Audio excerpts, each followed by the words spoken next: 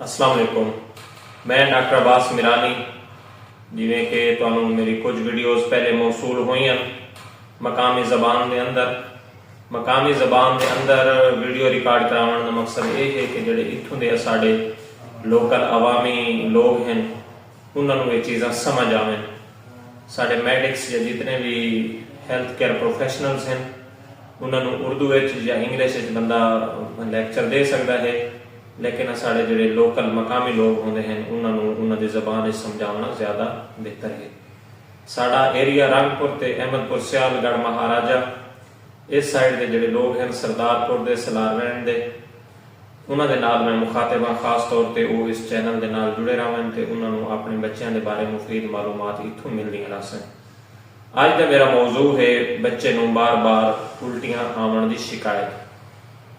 बच्चे नूं बार बार जी उल्टी आती है वो असल उल्टी नहीं होती, वो बच्चा ज्यादातर माँ का जो दुध पीता है या कोई उसनों टॉप फीड देते हैं फीडर के जरिए दुध देते हैं वो कट्टी रखता है। लिहाजा जितने भी वालदैन हैं उन्होंने चाहिए कि वो मुस्तनद मुआलिज को चैकअप करावें ताकि उन्होंने गैर मुस्तनद मुआलिजीन ड्रिपां ते टीकियां ते ना ला दें। मैं इतने ऑब्जर्व किया है साढ़े इलाके के अंदर बच्चे को अगर एक उल्टी भी आई है तो उन्होंने दो त्रै एंटीबायोटिक्स के टीके IM लग चुके होंगे ते नाल उसनों फ्लैजल वगैरह के सिरप जोड़े हैं वो दिते हुए हैं।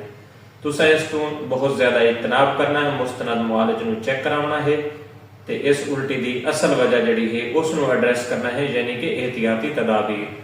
वो एहतियाती तदाबीर क्या है वो तुसा इस वीडियो के अंदर हासिल करे सो मेरे को। सब तो पहले तुहाडा जिहड़ा मुस्तनद मुआलिज है वो इस चीज़ को असैस करे सी कि बच्चे को जी उल्टी है वो इन्फेक्शन या कोई होर वजह नहीं बल्कि उसनों गैर मुनासिब तरीके नाल दुध पिलावन ते ना हजम करावन की वजह तो ये उल्टी है पई। वो जड़ियां तुहानूं चंद चीज़ां दसे सी उन्हां ते तुसां गौर करना है, जिस दे विच सब तो पहले ये है कि बच्चे को तुसां दुध एक खास पोज विच पिलासो। माँ जी है वो बच्चे को दुध पिलाते वक्त एक ऐसी पोजीशन आके बस जी पोजीशन बच्चे का जोड़ा दुध है वो डायरैक्ट उसके मेदे च वजे।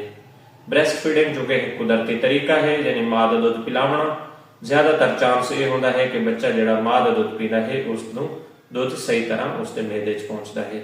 लिहाजा बाहर की खुराक ना देवन का एक फायदा यह भी है जोड़ा बच्चा अपने वालदा का दुध पीता है उसनों उल्टी के इम्कानात कम हो जाते हैं।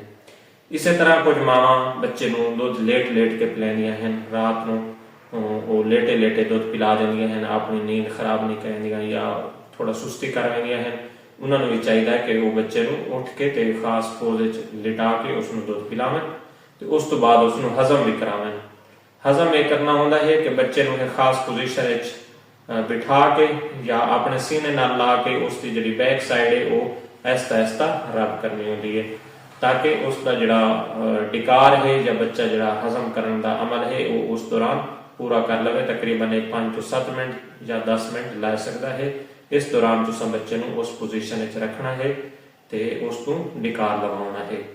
इस तो बाद जिस जोड़ा तुसा बच्चे का बिस्तर बनाना है उस बिस्तर की जी सूरत हाल है वो इस तरह हो कि जो उसका सिर वाला हिस्सा है तो सीने वाला हिस्सा वो यकसा तौर पर उच्चे होवे ते लत्तां वाली साइड जी बच्चे की बिस्तर की है वो टेपर की हो यानी तिकोने जिवें बिस्तर समझ लो उस तरह हो, यानी उस दियां सारा दे हिस्से तहवां कपड़े दियां या छोटा जड़ा तुसा मैट्रेस बने सो या जो भी चीज उसके तले बने सो रख सो उस दियां तहवां जड़ियां नो इस तरह होन कि सारा दे पासे ते सीने वाले पासे वो इकट्ठा उच्चा रखें।